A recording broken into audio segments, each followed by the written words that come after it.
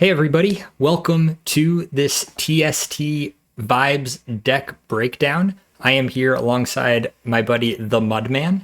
We're going to be talking a bit about a new deck today that we brewed up recently. We call it Green Juggler, and Mudman is the one that originally brought the concept to me. I'm just a refiner here, so you want to give the audience a brief overview of the deck list? Sure. So this is a pretty straightforward green deck. You have a generally pretty low curve, as many 2-drops as you have, as we can handle, except for green wizard penguins, which come into play flopped, which aren't very good. But the game plan is very simple. You want to put as many penguins in play as you can to get to 15 or 14 permanents. Then you flop all the penguins with your EverybodyStayClam. If you have a juggling penguin in play, then at the end of action time going into the vibe check, the juggling penguin will automatically unflop, winning you the game on the spot. If you don't have any juggling penguins on the board, you can unflop any penguin with WhataTwist. Yep, absolutely. And it's an excellent core concept. I mean, I think we weren't the only ones that were pretty quick to realize that EverybodyStayClam and WhataTwist can be a 2-card win con. Mm-hmm. That said, bringing JugglingPenguin into the fold is something that we talked about conceptually in the very beginning, but mostly as a joke. Yeah. But then I guess you tested it and, worked out enough. Yeah, it turns out being able to win on 14 permanents is significantly easier than winning on 15 permanents. 100%, yeah. Especially in a deck that, you're going to be trying to win vibe checks and, reach those high number of onboard resources first. Being able to do it oftentimes one turn earlier with JugglingPenguin is, quite a bit better than doing it with WhataTwist. But yeah, like you said, outside of that, it plays very similarly to some of the green control oriented deck lists. It doesn't top out with Lucas Saves the Penguins though. We just have the regular means of removal. WalktheRunway can get rid of your opponent's important stuff. Hopefully you're trading positively there. It can be great disruption. It's also really nice in the mirror match. Like every deck that wants to survive for a good amount of time, it does run 4 popcorns and 4 inspiring stories. These are going to be your main means of removal and controlling your opponent's side of the board. And past that, it really does just play like a traditional big green deck. One card that I think doesn't see a lot of play. Yeah, there's one very standout card that's actually very strong. Yeah, that would be ChiselfromStone. It's a 4-pudge green action. You choose a green penguin in your huddle. You count its vibe, divide it by 4, and round up, and then you draw that many cards. And when they say round up, they mean it. If you have a 9 vibe penguin on the board, that divide by 4, you get 2.25. That rounds up to 3. So you don't have to meet that 0.5 threshold. So the important numbers are 5, 9, 13, and so on. And what ChiselfromStone, I think, allows you to do that, maybe other green decks can't so much is you can, just spill your biggest thing every turn, try to win vibe checks, and you don't have to worry so much about your hand dwindling down because usually by the time your hand gets to the point where you only have 1 or 2 cards left, you've reached 4 green permanents on board, and getting one of them to 9+ vibe is relatively easy. Yeah, it's very easy. And getting that extra reload usually allows you to get to those 14, 15 permanent thresholds a turn or 2 earlier than you would be able to otherwise. Yeah, the Chiselfromstone really stands out in the green mirrors. 100%. Yeah, it gives you so many more resources to get to 15 way faster, and just, it gets your spells. You're a deck that revolves around a 2-card combo, whether it be JugglingPenguin or WhataTwist plus the clams, and you need both of those cards, and this really helps you with that. 100%. Yeah, it definitely helps with the consistency of the deck as well. Same thing with BounceHouseRod. You feel comfortable winning vibe checks when you know that you can, always pick up your EverybodyStayClam or your JugglingPenguin should you need it. Yeah, or even like PopcornPenguins. Like most green decks, there's a good handful of cards that you really don't want to rod. Yeah, absolutely. And maintaining access to that, definitely important.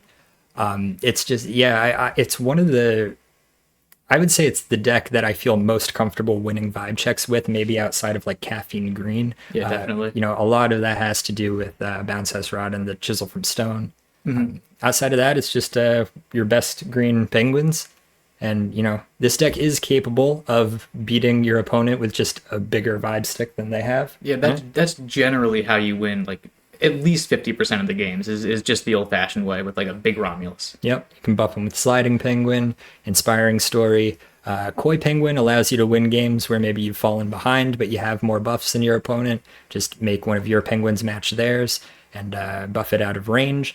It's also a nice little tool to bring up your JugglingPenguin to where this can win those final vibe checks, even if your opponent is able to answer with their own WhataTwist. Honestly, in an ideal world, I would love to just run 4 JugglingPenguins and like 1 or 0 WhataTwists. But the issue there is, if your opponent runs WhataTwist, JugglingPenguin often isn't enough to get above their biggest thing. So that's what the WhataTwist is there for.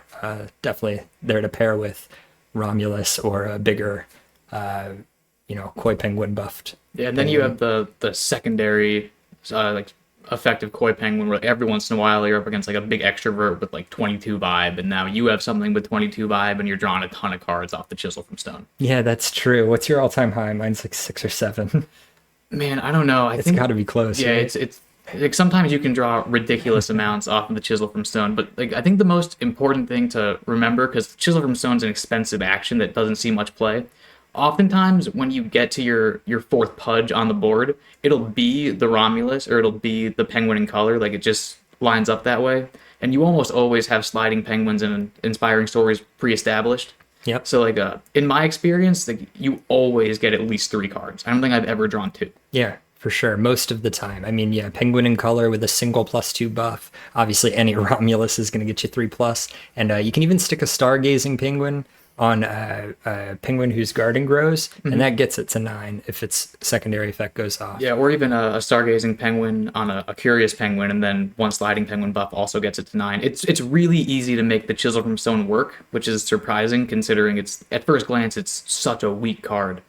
Yep, 100%. I was, very, very pleasantly surprised with the early returns on this card. And it's really opened my mind with how I approach green deck building from here on out there. But yeah, I mean, it's a pretty streamlined and straightforward concept.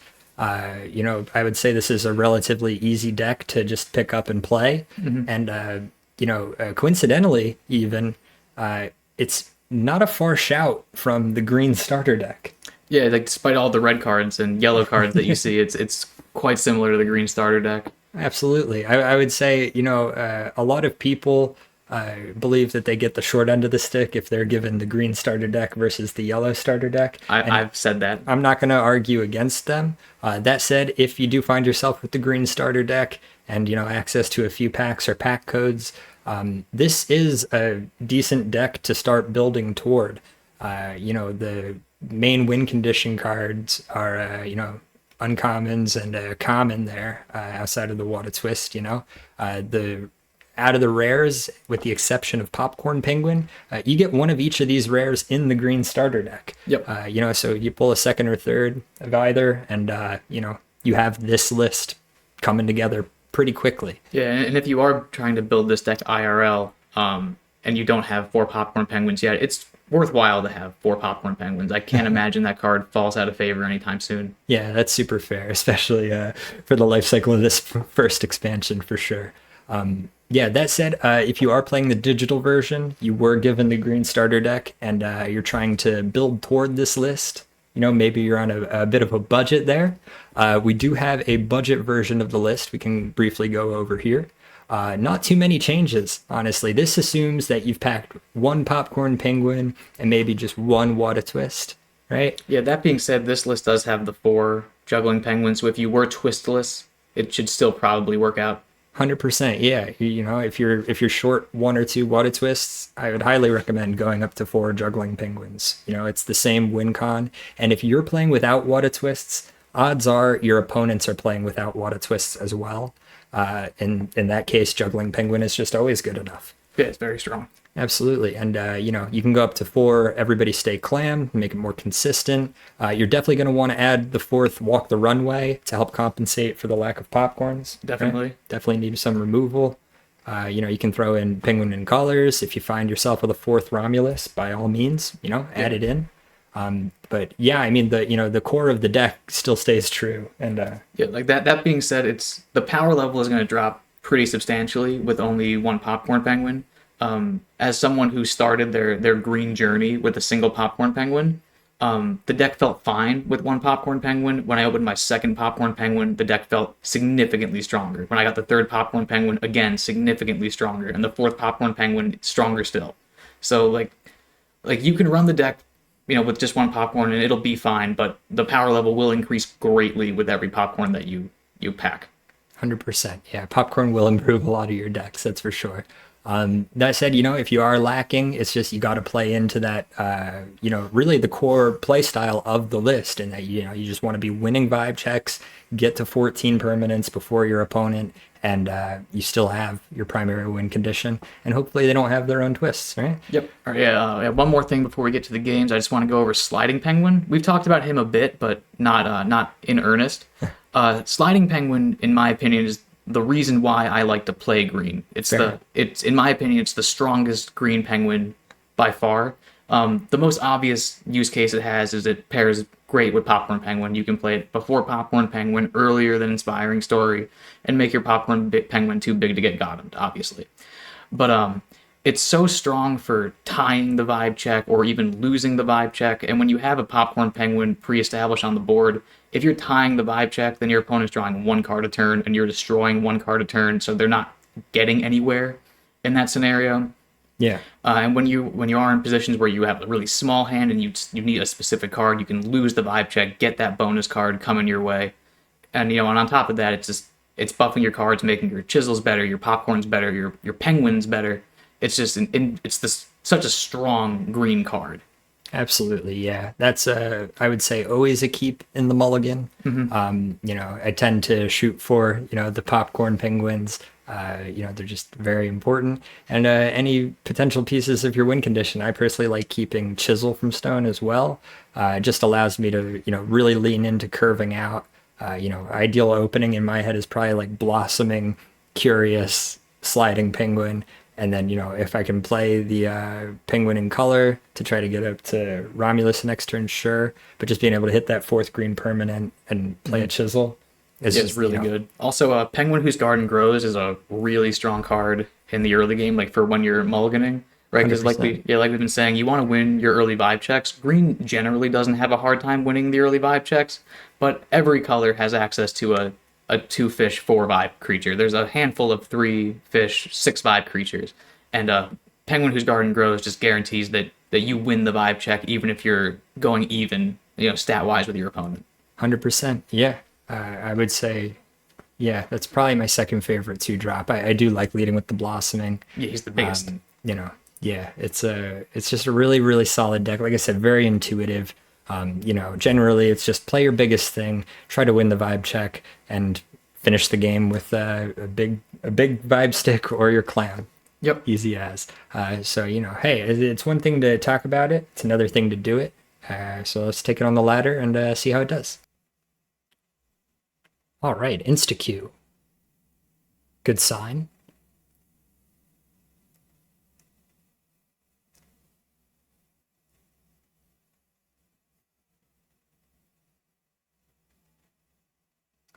Okay, so my first instinct is to send the PenguinInColor, and that's it. What do you think? I think that's fair. I think you can make like a small argument for getting rid of the CuriousPenguin to look for buff cards, but I'd rather have a 3-drop to play on 3. That's fair. Yeah, I was even considering dropping another one of the popcorns. That said, in case of yellow. Yeah, I'd rather just rot a popcorn if need be. Better safe than sorry. Let's go with it. Okay, and we have a walk. I suspect that might be our first rod.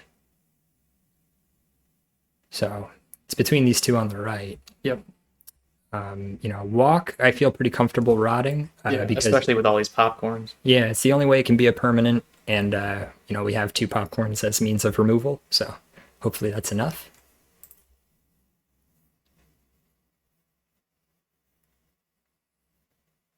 Let's see, can we find out what our opponent's doing?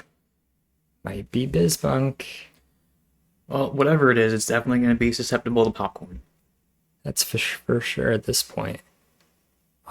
This is actually kind of tough. I love the idea of going into the Romulus, but it just comes down too late. Yeah, it's really big. So let's start winning vibe checks. We'll keep the chisel in case it is Bizbunk. Getting to 14 or 15 any turns earlier is imperative. Yeah, and against Bizbunk, you're not going to beat them with a big Romulus. Their bunkus is way bigger than yours, but you can always flop it.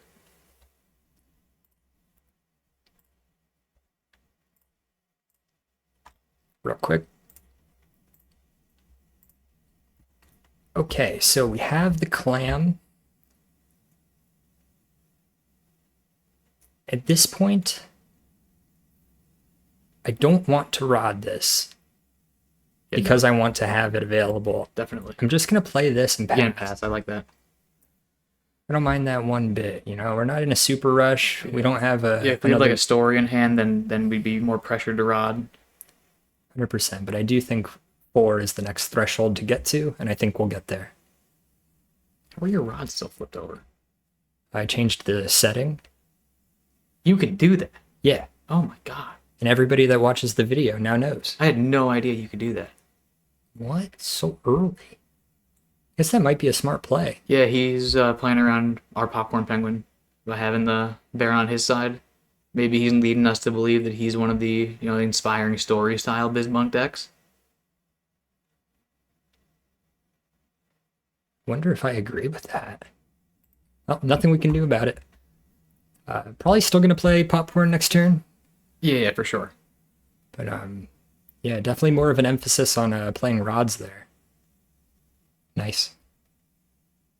Okay. Sure. Do we need 8? Well, let's see what we top deck. Hopefully it's like a WhataTwist. Yeah, something roddable.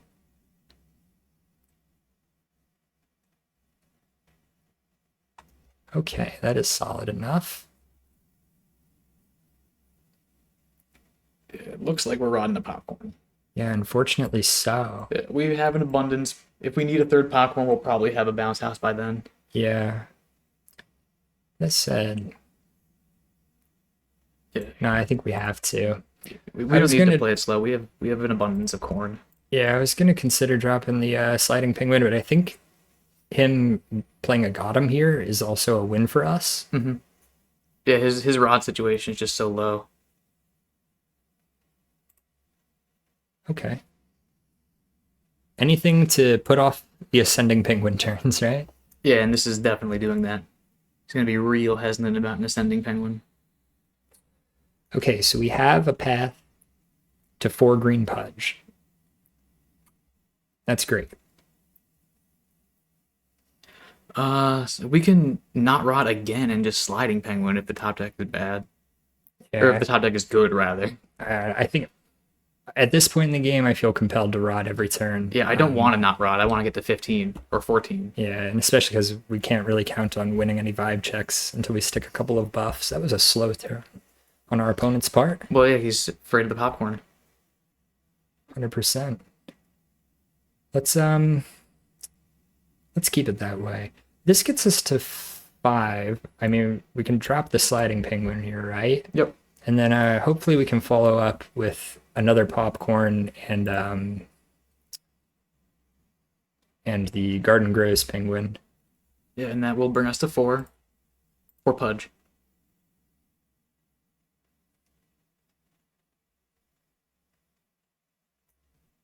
Fair play. But yeah, we're hopefully only 2 turns away from threatening lethal. Potentially 3, which might be make or break. And we're probably only going to be chiseling for 2. I don't see an easy path to 9 unless we get a Stargazer off the top. But hopefully that's enough. We did win that vibe check there. It's kind of clutch. Yeah, it's really helping our permanent situation. It's a bit unfortunate. Okay. Do we need to keep the walk? I don't think so. Yeah, I don't think so either. I think we win with the clam. Yep. Let's play a preemptive popcorn here. Yeah, just stop him from ascending. That's the name of the game. Don't let him ascend.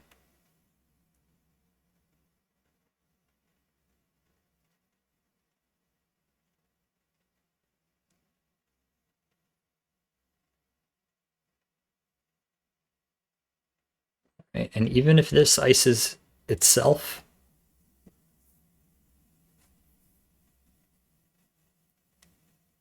we should be able to present enough permanence to, threaten something next turn. Yeah, especially if we can maintain the bear on our side of the board. True. That would be huge. Yeah, then we can just tie the vibe check at 15.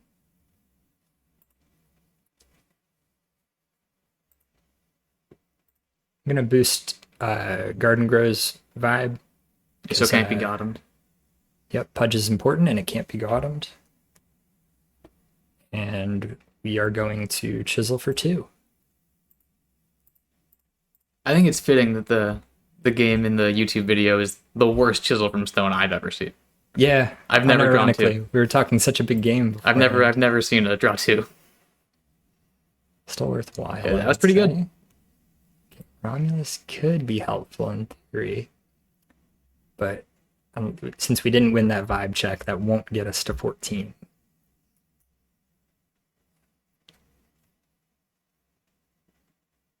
All right, so what do we need? We need something 4 or less off the top if we want to get to 14 next turn.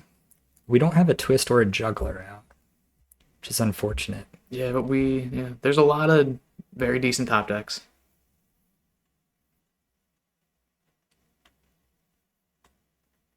Interesting. All right.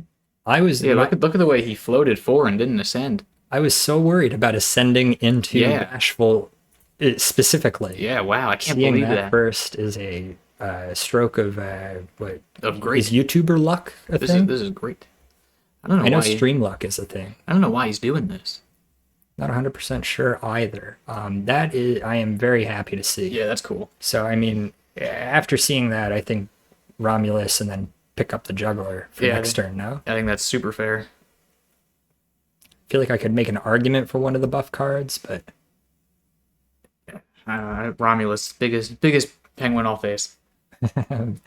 big as it can be.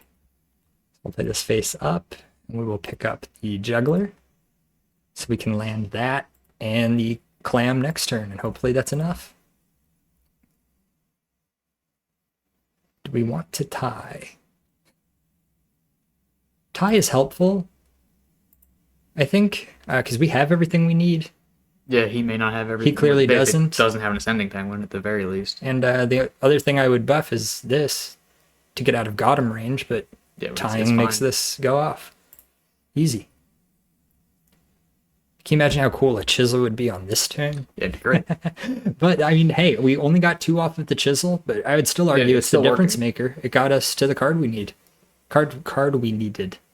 Yeah, not just the juggling penguin, which is 100% necessary. Like we got this sliding penguin, which we're gonna be able to play with the juggling penguin.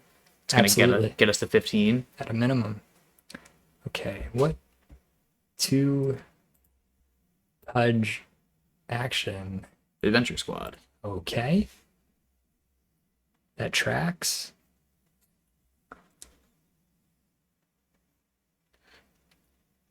That is like the perfect disruption. That's the answer to Adventure Squad. For sure. That is something we alluded to when we were discussing the deck up front, was WalktheRunway is often better as a disruptive card in this deck. Yeah, against opposing WalktheRunways and Adventure Squads. Yeah, I play, Peace Out Penguins, anything of that nature. Yep. I often play it reactively rather than proactively. So as far as what to buff here, I think we put this out of range, and maybe it's just enough. Yeah. Putting a buff on this doesn't matter. If he has twist, he has twist. But this should force out the Adventure Squad. Once we deny that, we might just win on the spot.